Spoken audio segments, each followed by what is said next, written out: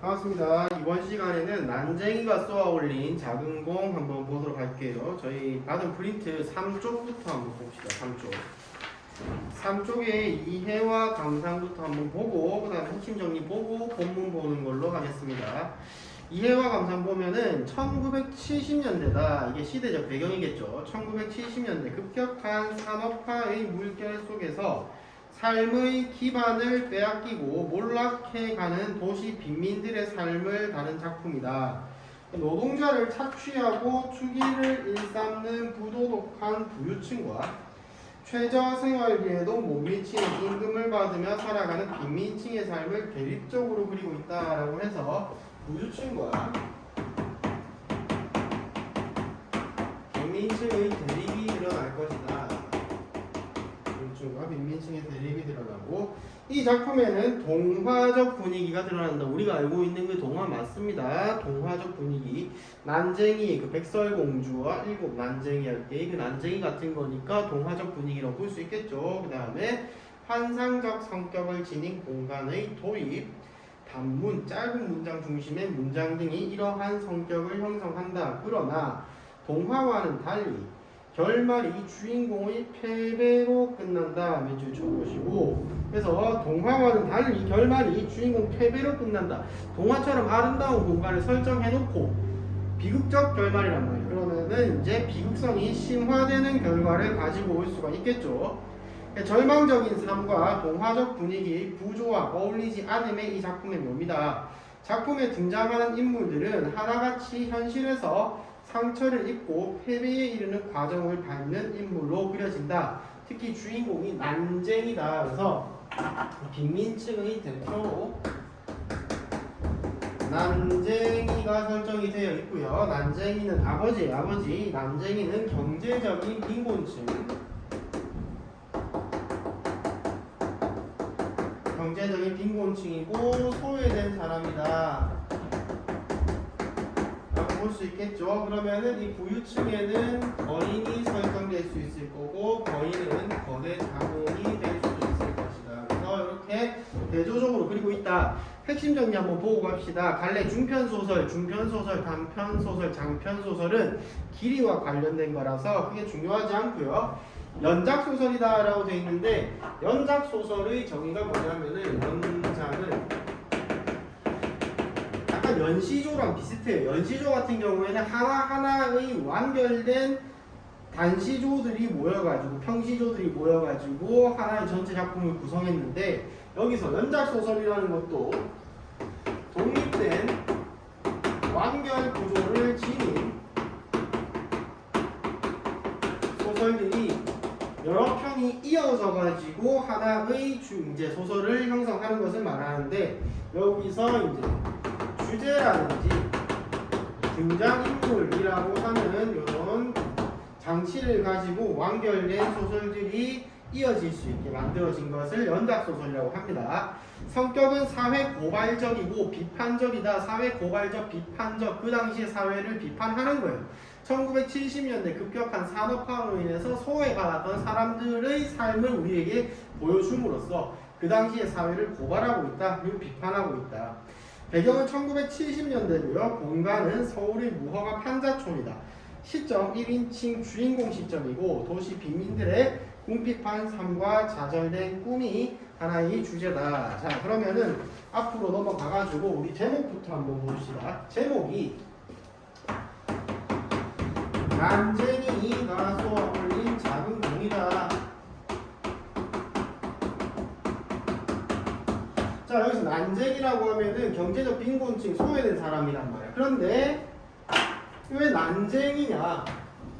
육체적으로도 지금 불안전하다고 그러죠. 육체적으로도 장애를 가지고 있는데 사회적으로도 힘들다. 그래서 일부러 난쟁이를 설정함으로써 비극성을 심화시키고 있는 거예요. 그러니까 얘가 빈곤층을 상징하는 인물로 볼 수도 있지만 외향적으로 진짜로 난쟁이야. 그래서 비극성이 심화된다. 그 다음에 쏘아 올린 작은 공인데 얘가 희망이란 말이야.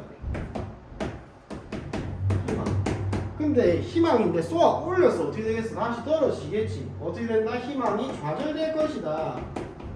그래서 제목이 슬퍼요. 난쟁이가 쏘아올린 작은 공. 난쟁이 안 그래도 육체적으로도 힘든 사람이 사회적으로도 외면받아져 있는데 그런 사람이 희망을 하나 가졌는데 그것마저 어떻게 된다? 좌절된다라는 거 얼마나 슬퍼 그죠? 본문 한번 봅시다.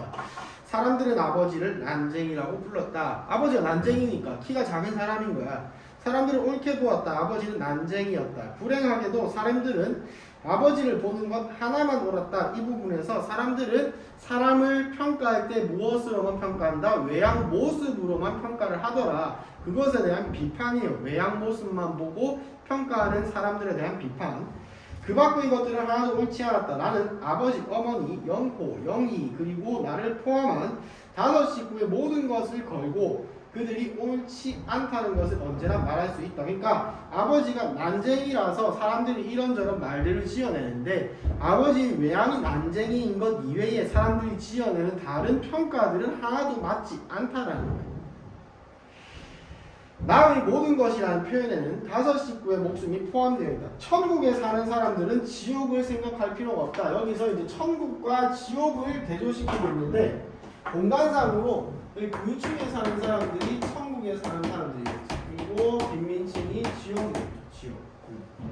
지옥을 생각할 필요가 없다. 그러나 우리 5 식구는 지옥에 살면서 항상 어디를 생각한다? 천국을 생각한다. 단 하루라도 천국을 생각해보지 않은 날이 없다. 하루하루의 생활이 지겨웠다. 우리의 생활은 전쟁과 같았다. 지옥에 사는 삶은 전쟁이었다. 우리는 전쟁에서 날마다 또 심지어 지기만 했어요. 그런데도 어머니는 모든 것을 잘 참았다. 그러나 그날 아침 일만은 참기 어려웠던 것 같다. 통장이 이걸 가져와서 이 통장이라고 하면은 우리가 은행에서 받는 통장 아니고요.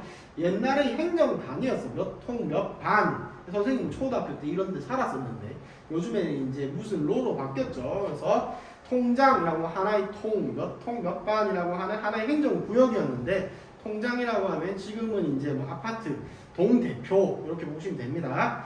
통장이 이걸 가져왔다. 내가 말했다. 어머니는 조각마루라고 하면 좁은 마루에서 아침 식사를 하고 있었다. 그게 뭐냐? 철거 개고장이다. 철거를 하겠다라고 이제 개고장이 날라온 거야. 기어코 왔구나. 어머니가 말했다. 그러니까 집을 헐라는 거지. 우리가 꼭 받아야 할 것 중 하나가 이제 나온 셈이구나. 어머니는 식사를 중단했다. 어머니의 밥상을 내려다봤다. 전체 어머니 밥상 위에 있는 거 보리밥에 까만 된장, 시든 고추 2억에 조린 감자에 바로 쳐보시고 맛있어 보여서 바로 친 거 아니고요. 이 뭐야? 보리밥에 까만 된장, 고추 2억에 조린 감자, 풍족하지 못한 밥상을 드러내는 거죠. 그래서 이 사람들이 가난한 삶을 보여주는 밥상이다. 나는 어머니를 위해 철거 개고장을 천천히 읽었다. 근데 수신 보시면은 서울특별시 밑줄쳐서 낙원구 행복동 놀리는 거 같죠? 낙원구 행복동. 이 사람들 지금 지역에 살고 있는 이 동네 이름이 뭐야? 낙원구 행복동이야. 이 반어적 표현이겠죠. 낙원, 행복. 이 지금 작가가 일부러 이렇게 설정을 한 거야. 이 사람들의 삶의 비극성을 반어적으로 드러내기 위해서. 다 볼게요. 어머니는 손바닥에 놓인 표창을 말없이 들여다보았다. 영희가 이번에는 어머니의 손을 잡아 끌었다. 너희들이 놀게 되지만 않아서도 지금 실직한 상태예요. 난 별 걱정을 안 했을 거다. 어머니가 말했다. 20날, 20일 안에 무슨 뾰족한 수가 생기겠네. 하나하나 정리를 해야지. 이제 받아들이는 거죠. 철거를. 입주권을 팔려고 그래요. 영희가 물었다. 팔긴 왜 팔아? 영호가 큰 소리로 말했다. 이 장면에서는 가족들이 철거라는 것에 대해서 어떠한 태도를 보이는지가 중요합니다. 그럼 아파트 입주할 돈이 있어야지. 아파트로도 안 가. 여기서 이 아파트는 뭐냐면은 이 낙원구 행복동 사람들 사는 집을 지금 밀고 여기다가 아파트를 세울 거란 말이야. 그럼 이 사람들이 쫓겨나야 될 거 아니야. 그럼 이 사람들이 임시로 살아갈 거처를 마련해 준 거지. 아파트로. 그런데 그 아파트에 들어가려면 또 뭐가 있어요? 돈이 있어야 돼. 근데 이 사람은 돈이 있어요, 없어요? 없겠죠, 그죠? 그래서 여기서 말하는 아파트 입주할 돈이 있어야지 하는 아파트가 이제 이 마을 사람들이 잠시 거주할 아파트인데 거기에 들어가려고 해도 돈이 있어야 된다. 그럼 어떻게 할 거야? 여기서 그냥 사는 거야. 이건 우리 집이다. 영호는 성큼성큼 돌 계단을 올라가서 아버지의 부대, 아버지가 일할 때 내고 다니는 가방에 마루 밑에 놓았다. 한 달 전만 해도 그런 이야기를 하는 사람이 있었다. 그냥 여기서 살면 된다라고 하는 이야기가 한 달 전만 해도 있었다고 아버지가 말했다. 어머니가 내준 철거 개고장을 막 읽고 난 참이었다. C에서 아파트를 지어놨다니까 여긴 그걸로 끝난 거다. C에서 아파트를 지어놨다는 게 왜 얘기가 끝이 났냐? 진짜로 밀겠다라는 거야. 그 한 달 전까지만 해도 희망이라는 것이 있었는데 이제는 희망이 없다. 그건 우리를 위해 지은 게 아니에요. 영호가 말했다. 돈도 많이 있어야 되잖아요. 영희는 마당가에 편집꽃 앞에 서 있었다. 우리는 못 떠나 갈 곳이 없어. 그렇지 큰오빠. 어떤 놈이든 집을 헐러 오는 놈은 그냥 놔두지 않을 테. 여기서 영호가 제일 격하게 반응을 하고 있다. 그만둬. 내가 말했다. 그들 옆엔 법이 있다. 여기서 법이라는 거. 동그라미. 법은 약자를 지켜줄 수 있어야 돼. 그런데 여기에서는 그들 옆에 있다. 이 법이라는 게 누구 옆에 있다? 그들.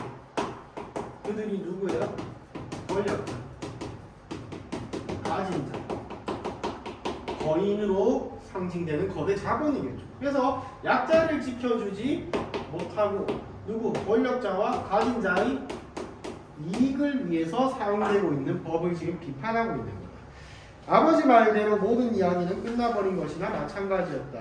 자, 라 부분에서 승용차와 사나이. 여기서 이제 승용차와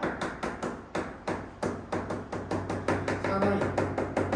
학교별로 쓰는 교과서가 달라서 남재가 쏘아 올린 작은 공이 실려있는 파트가 조금씩 다를 건데 승용차와 사나이는 이제 부유층, 거인을 말합니다. 이제 실려있는 파트들을 보면은 사람들은 다 쫓겨나고 힘들어하고 있는데 그 중에 저런 자본가들이 와가지고 그 사람들이 입주권을 사들이고 있어. 왜? 입주권을 사들이면 그걸 나중에 또 비싼 값에 팔 수 있으니까. 누군가에게는 생존의 문제인데 누군가에게는 돈을 벌 수 있는 기회가 돼버리는 거야. 비극성을 이야기를 하는 거죠. 그날 밤 승용차 안에 사나이가 우리 동네 나머지 입주권을 모두 사버렸다. 자본가. 그는 다른 투기업자들이 20만원에 사는 것을 25만원씩 주고 돈도 많이 줬어. 근데 중요한 건 여기서 비극성이 드러나는 게 이걸 팔아도 아파트로도 가지 못한단 말이야. 이 사람들이 25만원을 받고 그냥 쫓겨나는 거야. 근데 이 25만원 안에서 모든 게 다 내 거냐? 아니에요. 또 그 안에서 나눠줘야 되고 빚도 갚아야 되고 남는 게 아무것도 없게 되는 현실. 집도 없어지고 돈도 없는 그런 비극적인 현실이 펼쳐집니다. 그날 밤에도 영희는 편지꽃 앞에 앉아서 기타를 쳤다. 여기는 편지꽃 두 종이를 따서 하나는 기타에 꽂고 하나는 머리에 꽂았다. 꼼짝하지 않고 기타만 쳤다. 여기서 기타는 꿈과 희망이야. 꿈과 희망. 근데 꿈과 희망 어떻게 되죠? 좌절되죠. 사나이가 아버지에게 담배를 보는데 여기서 사나이는 이 거인이겠죠. 이제 우리 집 입주권을 산 사람 25만원이 분명하죠. 어머니가 물었다. 사나이를 따라온 나이든 사람이 검은 가방을 열어서 돈을 보여줬다. 마루에 앉아 매매 계약서를 썼다. 어머니가 방으로 들어가서 서류가 든 봉투와 도장을 가지고 나왔다.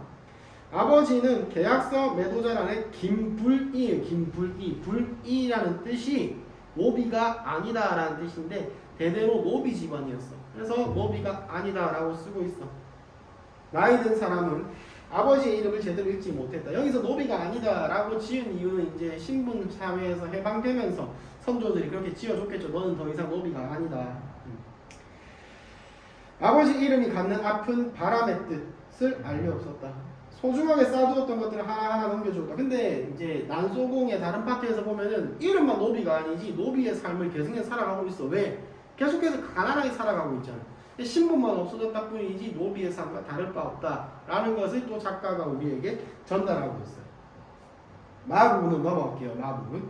용달차가 집 앞을 지나갔다. 오른쪽 손을 반쪽 올렸다 내렸다. 여기에서 이제 마분 위에서 하나 둘셋 네 번째 줄 살기가 너무 힘들다 아버지가 말했었다. 그래서 달 동그라미 쳐보시면 달이 이상향이 천문대 일을 보기로 했다. 망원 렌즈를 지키는 일이다. 달에는 먼지가 없기 때문에 렌즈 소재, 렌즈 청소 같은 것도 할 필요가 없다. 렌즈를 지켜야 할 사람이 필요하다. 환상적인 요소가 등장한다라고 했죠. 여기서 등장하는 환상적 요소. 달이라는 것은 아버지가 꿈꾸는 이상향이야. 지금 내가 이곳에서 살아가기 너무 힘들단 말이야. 그래서 달에 가가지고 살아가고 싶다라는 이상향을 이야기를 하고 있는 거죠. 그래서 그 밑에 이제 지섭이라는 사람과의 대화가 나오는데 이제 아버지는 이런 꿈과 환상을 가지고 살아가고 있고 현실에서 벗어나고 싶어하는 겁니다. 너무나도 힘들기 때문에. 그래서 환상적인 이야기들을 나누게 될 거고요. 맨 뒤에 3페이지 위쪽에 보시면은 누군가를 찾아다니고 있죠. 없지. 네, 찾지도 못하면서 밤새도 어디가 있었는지. 영희가 지금 집을 나갔어요. 나중에 소설에서 밝혀지게 되는데 영희는 이제 저 입주권을 산 사람들 따라가가지고 입주권을 빼내오는 역할을 하게 되지만 입주권을 빼내오고 난 뒤에 와서 보니까 아버지는 돌아가셨더라. 그래서 비극적인 거야. 그래서 난쟁이에서 우리 작은 공 희망이 좌절된 아버지의 죽음을 이야기를 하면서 끝맺음을 맺습니다. 여기서 기억을 해야 되는 거는 부유층과 빈민층의 대조적인 것들 그리고 난쟁이가 의미하는 것 그래서 1970년대의 사회 현실을 고발하고 있다는 거. 그 정도 우리 기억해두고 이번 시간 마치도록 하겠습니다. 수고하셨습니다.